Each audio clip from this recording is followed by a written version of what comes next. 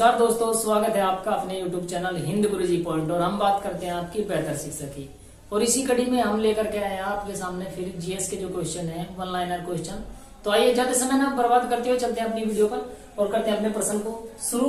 तो आज का हमारा पहला प्रश्न है, बिंदुसार किस वंश का शासक था? तो बिंदुसार जो है वो मौर्य वंश का शासक था।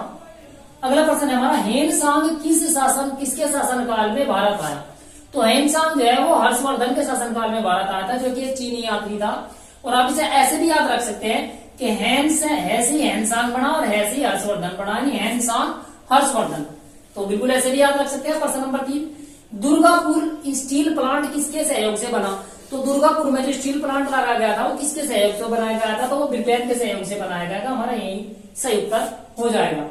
अगला प्रश्न है हमारा प्रश्न नंबर 4, संघ लोक सेवा आयोग के सदस्यों का कार्यकाल कितना होता है? तो मैं आपको बता दूं, कार्यकाल तो इनका 6 वर्ष का होता है, या फिर जो व्यक्ति संघ लोक सेवा आयोग का सदस्य चुना गया है उसकी उम्र 65 वर्ष तक होने तक वो रहता है, भले उसने 1 साल या 2 साल या 3 साल कार्य किया।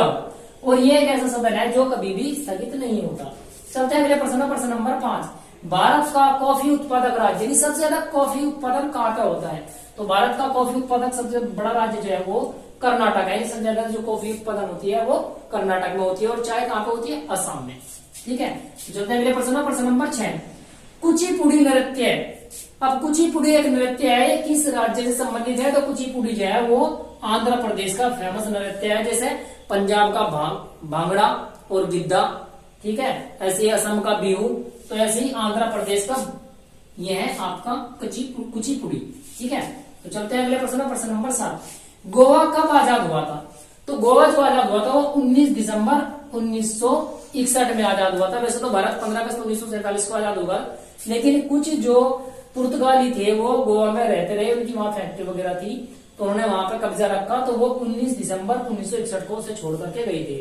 और मैं आप लोगों को बता दूं, भारत में आने वाले सबसे पहले अंग्रेज भी पुर्तगाली थे और सबसे बाद में जाने वाले अंग्रेज भी पुर्तगाली थे। चलते हैं अगले प्रश्न, प्रश्न नंबर 8, रामकृष्ण मिशन की स्थापना किसने की? तो रामकृष्ण मिशन की स्थापना किसने की थी? तो रामकृष्ण परमहंस के परम शिष्य थे, या बहुत ही प्रिय शिष्य थे, स्वामी विवेकानंद। इन्होंने ही 1897 में रामकृष्ण मिशन की स्थापना की थी और शुरुआत भी की थी। चलते हैं अगले प्रश्न, प्रश्न नंबर 9, वर्तमान में भारत क्रिकेट टीम का कोच कौन है?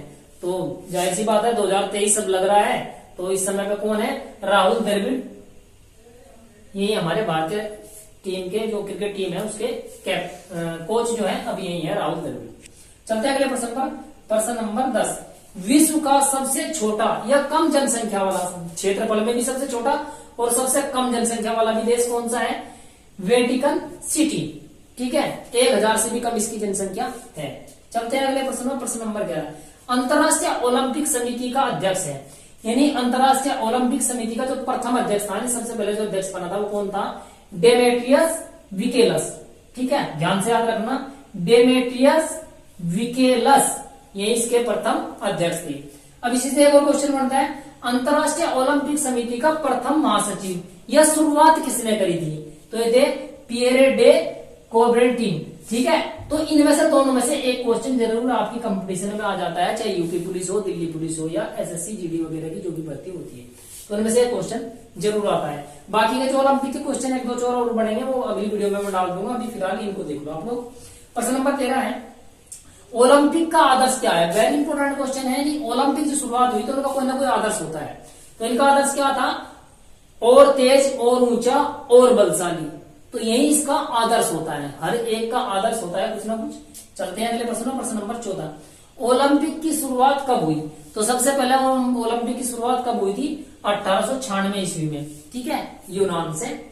अगला प्रश्न है प्रश्न नंबर 15, ओलंपिक ध्वज की शुरुआत कब हुई? अब देखो, ओलंपिक की शुरुआत तो 1896 में हो गई, लेकिन ओलंपिक ध्वज कब आया? आपने ओलंपिक ध्वज देखा होगा जिसमें 5 छल्ले दिखाई देते हैं आपको, तो 1920 ईस्वी में आया। और ये एंटवर्प में सबसे पहले ओलंपिक ध्वज फहराया गया था। बेल्जियम का एक सिटी है एंटवर्प, यहीं पे सबसे पहले जब ओलंपिक शुरू हुए तो 1920 में सबसे पहले ओलंपिक ध्वज यहीं पर फहराया गया था।